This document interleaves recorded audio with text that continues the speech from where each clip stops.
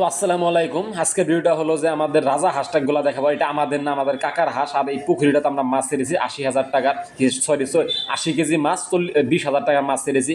আর এই একটা হাঁসের বেমার হয়ে গেছে। তো এই ছেলেটা বলছে যে হাঁসটা মদ খেয়ে এসেছে। তো শুনুন সে কি বলে। কি খা মদ কি হয়েছে হাঁসটার? মদ খাগো একবার হুইতেছে কাঁপতিছে রে। তুই বেনি কিছু করছিস নাকি ফেরা? ব্যাগটি হনে ই করে দিছে ওর মতন হনে যে ধরে নে অল্প রোদে মেয়ে অল্প রোদে মেয়ে অল্প ফুকাই রোদে মেয়ে। তো হাঁসটার বেমার দেখে আমার খারাপ লাগলো, কারণ যদিও আমার হাঁস না, কিন্তু সে দেখলাম পানি দিয়ে গতর খিস হয়ে গেছে। তারপরে বললাম এই হাঁসটাকে নিয়ে তুমি রোদে দাও, কি জানি শুকে ভালো হইতে পারে। যদিও আমার হাঁস না, কিন্তু দেখে মায়া লাগে, জীব জাতীয় বস্তু না, ওই জন্য বললাম তো রোদের মধ্যে দে। রোদের মধ্যে দিতেছে কমলির মধ্যে, তারপর সে থাকতে পারতেছে না, ভাবলাম যে একবারে মাটির মধ্যে দিয়ে সেখানে ভালোভাবে থাকবে। ধরে রোদে মেয়ে লাগবে না 22-15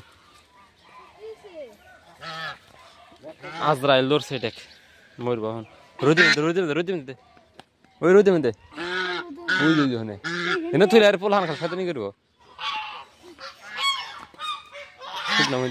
হাঁসটা কোনো মতে থাকতেছে না, কারণ আমরা যখন পার্টনারগুলো একসাথে থাকি, যখন ওখান থেকে নিয়ে আমাদেরকে একলাই নিয়ে যায় বাবা মা এসে, কিন্তু আমরা থাকতে পাই না। ঠিক তেরকম হাঁসটা থাকতে পারতেছে না, যখন আমরা নিয়ে আসি সে আবারও শরীর চলতেছে না, তারপরেও হাঁসটা আবার যায় তাদের ওই হাঁসের বগলে। আর তারপরে আমরা কি করলাম, তৈরা জাল নিয়ে আসলাম যে আজকে জাল খাওয়াই, দেখি কীরকম মাছ পাওয়া যায়। তো এটা আমি করতেছি যে জালটা খাওয়াবো। আমি জীবনে তৈরা জাল, এটা তৈরা জাল বলি আমরা, তৈরা জাল জীবনে খেয়াও দিই নাই, যেহেতু প্রথমবার দিতেও জানি না। আমি ভাবতেছি কেমনে দেবো, একটা ফাঁস একটা মানে লাগে না, কিন্তু জীবনে দেই না যদি। তারপরে আমার একটা কাকা আসে, আর এই জালটাই কাকারই, আমি নিয়েছিলাম খাওয়ানোর জন্য। কাকা বলে আমি ফার্স্টটা দিয়ে দিই, তারপরে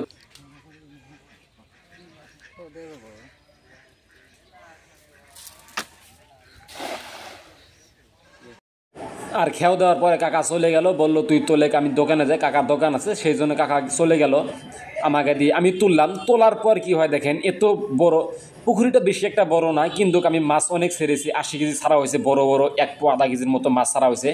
কিন্তু তোটা জাল খাওয়ানোর পর দেখি একটা মাছও জালে ওঠে না। তখন খারাপ লাগে, এত মাছ গেল কই। হয়তো এই ঠান্ডার পড়ার পর মাছগুলা সব ভেতরের মধ্যে ডুবে গেছে, নাইবা মধ্যে গিয়েছে, যেহেতু আমরা মধ্যে যাইতে পারতেছি না গাবারে।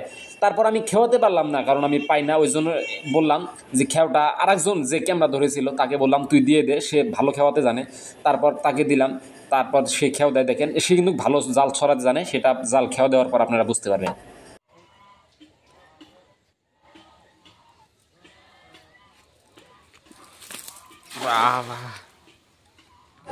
কত সুন্দরভাবে জালটা খেয়াও দিল, দেখেন একদম সরে পড়েছে গোলমোলা হয়ে। কিন্তু আমি দিয়েছি আন্ডার মতো হয়ে গেছে, আন্ডা না একের জল যদি বলা যায়, মানে একদম চারকানি হয় নাই, যদি একদম খারাপ হয়ে গেছে। ওই জন্য আমি বললাম আমি দেবো না, আমার বেশি একটা ভালো এইগুলা এইভাবে জাল খাওয়া দিলে কিছু মাছ পড়বে না, যেহেতু কারণ সোল না সরলে হারে মাছ কীভাবে পড়বে, এই একটা বড় থাকতে হবে না। তারপর আরেকজনকে দিয়ে দিল।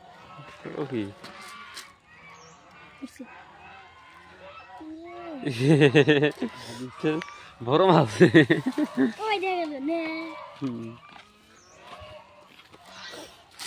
জালে বড় মাছ উঠে ব্যায়াম ছাড়াই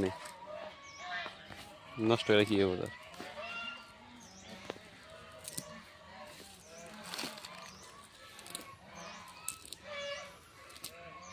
তো অবশেষে কিন্তু মাছ মারা হলো না, কারণ জাল খালি 10-12টা পুঁটি মারেছে। আর এটা নিয়ে বাড়িতে গেলাম, তারপরে মাকে দিলাম, মা নিল। দেওয়ার পর দেখি কী বলবে, কামিলা হইতে পারি না, এটাই বলবে মা, আর কি বলবে।